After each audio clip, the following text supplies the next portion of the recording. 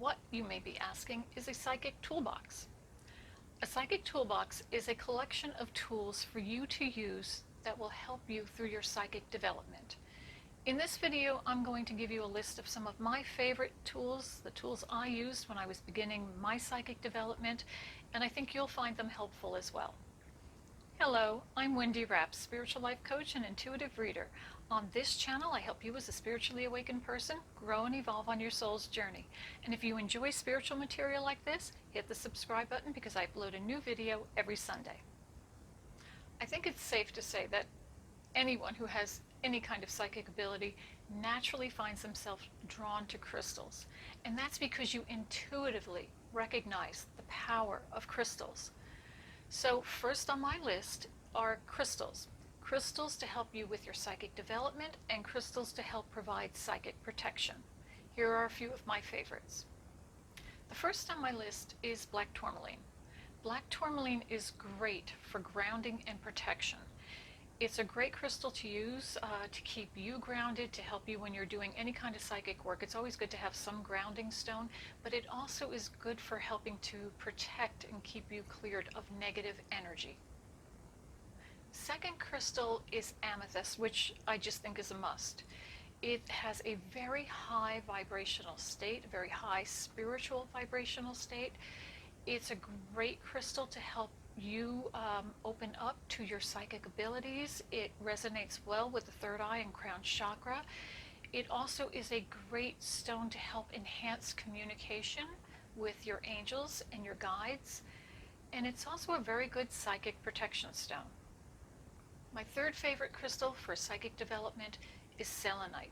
Now, selenite also has a very high spiritual vibration, but it also has a very calm, gentle energy to it. It resonates very well with the third eye and crown chakra, and it's an interesting stone because it will help you to not only facilitate connections and communications with your angels and guides and your higher self, but it will also help you to facilitate learning and remembering past lives and future lives. And my fourth favorite stone is citrine. Citrine is an excellent stone to use during psychic development. It resonates with the root, the sacral, and the solar plexus chakra.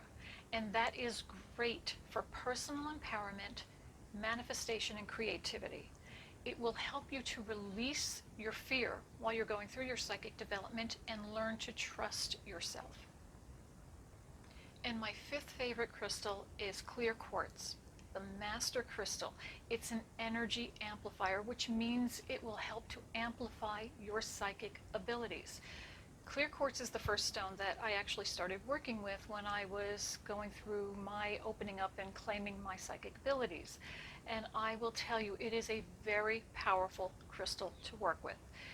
The nice thing about a clear quartz, and especially one you work with, it attunes to your own personal energy. Also, if you're using it in conjunction with other crystals like an amethyst or something, it helps to amplify the energy of those other crystals. Another really useful tool is a dream or meditation journal. And the reason for that is your angels and guides, while you're opening up and you're beginning to trust your intuition and your psychic abilities, you're going to find your angels and guides trying to send you messages more and more. They're going to be very supportive of this process.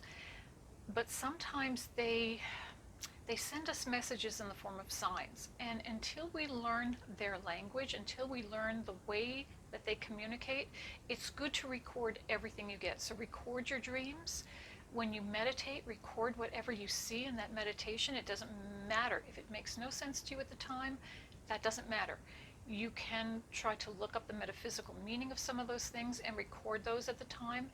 But oftentimes you will find it might not make sense to you, but if you record it and then go back later on, you'll see how what they were saying to you, what played out in your life as you moved forward.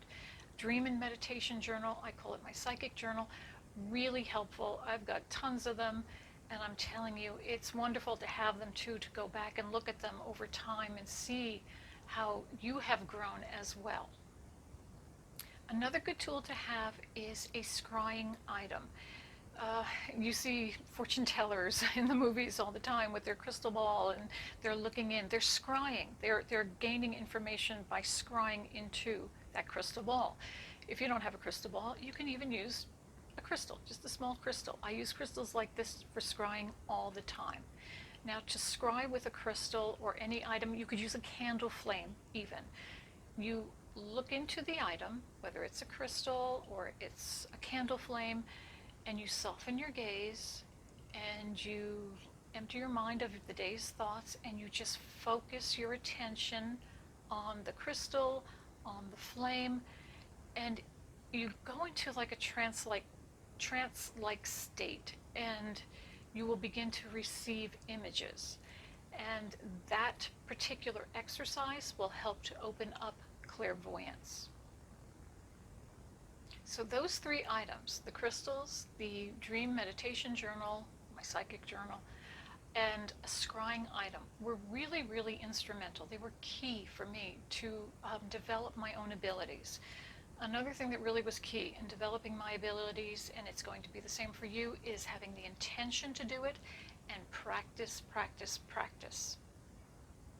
And a couple of other things you might want to have around during your psychic development is sage, which is really, really helpful.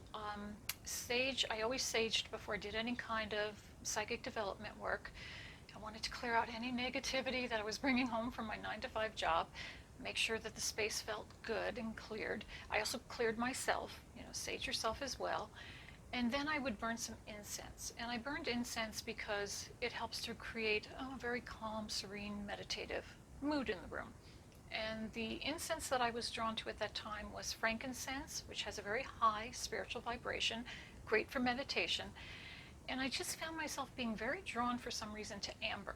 You don't usually think of amber when you think of meditation, but amber, I just recently found out, is an incense you would want to use when you are going through experiencing some kind of major life change or going through a journey of self-discovery. So I find it very interesting that I intuitively felt very drawn to amber. And of course, you should use any scent, any incense that you feel drawn to. Whatever you feel will help to put you in a meditative mood. Use that incense. You're not going to go wrong. Don't worry about it. Use what you're drawn to.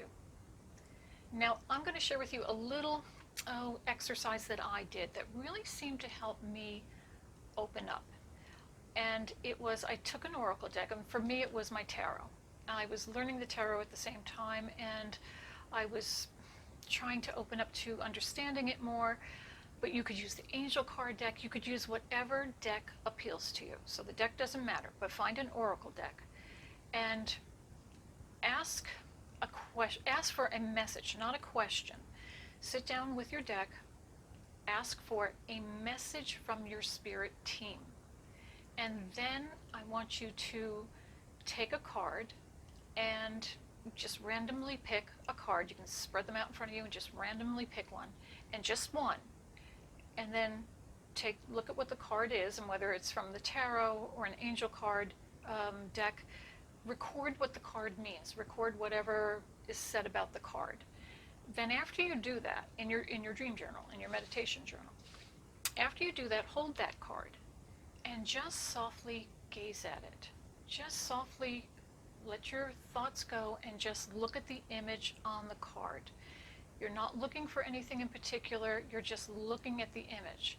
You will be surprised how, when you quiet your mind and you gaze at the card, you'll hear things, you'll begin to see things in your mind's eye, and I want you to record those, because that's your spirit team giving you messages through that scrying. You're using the tarot or the angel card as a scrying tool. Don't worry if the message you get or the images you get have absolutely nothing to do with the meaning of that card. It doesn't matter. That's not the point. Record those messages and those images you get. And even if they don't mean anything to you in that current moment, record them. And then when you go back a little later on, or usually the way it happened to me is a little later on, something would happen and that message would be made clear to me. So it's a good way to teach yourself how to communicate with your own angels and guides, your spirit team. Intention and regular practice are really important for helping you to develop your gifts. And I know those tools I gave you will be really useful for you. Thank you so much for joining me here today. I hope you enjoyed that material. If you have any questions, please feel free to leave it in the comment section below. I would love to hear from you. You can always connect with me on social media. The links are below in the description box.